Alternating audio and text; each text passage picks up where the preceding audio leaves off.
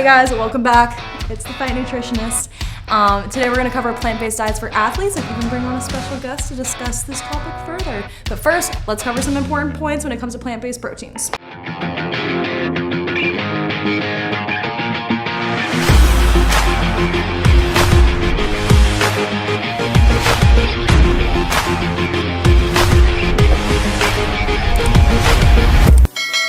Plants typically have lower protein digestibility compared to animal-based proteins, and typically often lack one or more essential amino acids. Soy is one of the most researched plant proteins, but is still considered a lower quality protein when compared to animal proteins because of its low leucine content and branched chain amino acid content. So typically in studies when comparing whey to soy protein, whey protein does seem to stimulate muscle protein synthesis to a much greater extent than soy.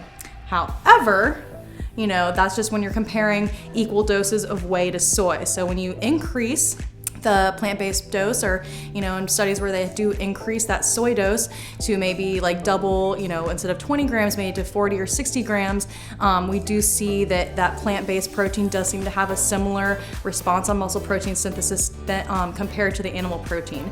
So again, we might just need to increase our dosing of plant-based proteins if we're on a plant-based diet. All right, so if you are adopting a plant-based diet, certain nutrient deficiencies are common among these types of diets, mainly, vitamin A, B12, and D3, since these are mainly found in animal-derived protein products.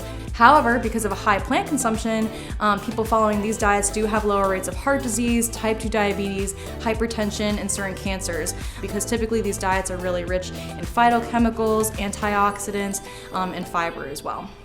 All right, so when it comes to deficiencies, B12 does seem to be the biggest concern when it comes to vegetarian and vegan diets, since deficiencies in B12 cause anemia and can often be masked with high intakes of folate, which, plant-based diets do have high amounts of folate in them. But consumption of vegetables grown in organic fertilizers do seem to have higher B12 contents. Also, fermented products such as tempeh have a high B12 content, since bacteria do contribute to providing, this nutrient.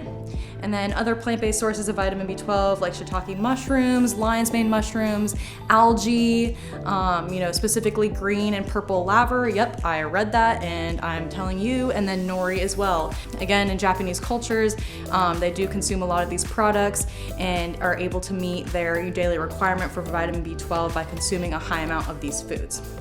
All right, so with all that being said, I want to introduce my girl and my best friend, Brianna, who is the founder and CEO of Wild.habitat, a sustainable athletic gear company, and also she's a competitive dancer, to talk about why she made the choice to adopt a plant-based diet and how she consciously fuels herself every day to make sure she's meeting her daily requirements. So, welcome my friend Brianna.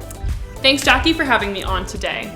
There are many reasons why athletes would choose to adopt a plant-based diet, whether it's having a positive impact on the environment, for animal rights, or for your health.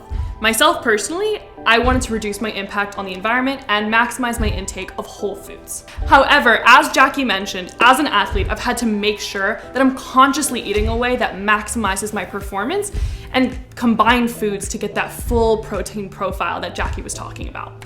Some of my main protein sources are black beans, tofu, healthy grains. 100 grams of black beans contains 21 grams of protein. Mix that with some brown rice, some veggies, and you have yourself that full profile meal with all 9 essential amino acids. And that's not only cheaper than meat, but it contains less fat and is antibiotic free, which is stuff that I look for in my meal intake. Hashtag facts.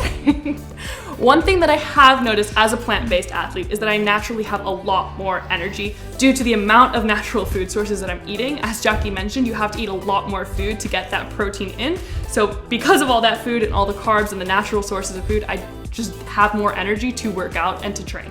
And so as long as I'm conscious about eating enough protein, I recover faster. I've noticed that I have less inflammation after training, and I just feel better overall. So like Brianna mentioned, she does have to be a little bit more conscious of, make sure she's getting enough protein and, eating a variety of plants to get that full composition of amino acids to make sure she is getting in that recovery.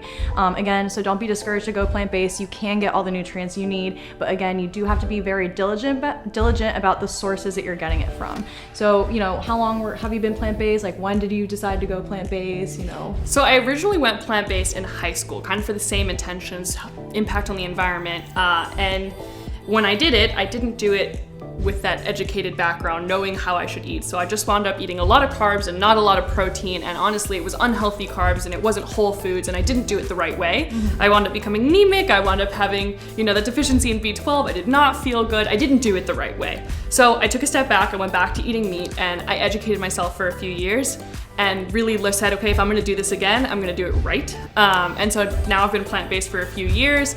I educated myself and I feel better than ever, and I never have an issue with protein intake or anything like that. But it is important that you do the research and you make sure you know how to eat plant-based. You know, training your body, it's becoming educated, you know, like Brianna said, you know, doing the research and making sure you are eating, again, the whole foods. You know, these diets are really high in carbs, which, you know, she's a dancer, you're a dancer, so it's giving you, you know, all that carbohydrate, all that energy you need for high intensity activity. To make sure you're eating a wide variety of plant sources, eating things like, you know, beans and tofu, tempeh, rich sources of protein that are plant-based, and just eating, again, you know, mix and mashing your fruits and vegetables to make sure you're getting that full composition of amino acids in order to stimulate muscle protein synthesis. So that's it for today, guys. Thank you so much. Thank you, Brianna, for coming on today. Thank you for having me. Yeah, of course. You know, we're gonna do a lot more videos like this where I bring on guests. So thank you guys for watching. We'll catch you next week.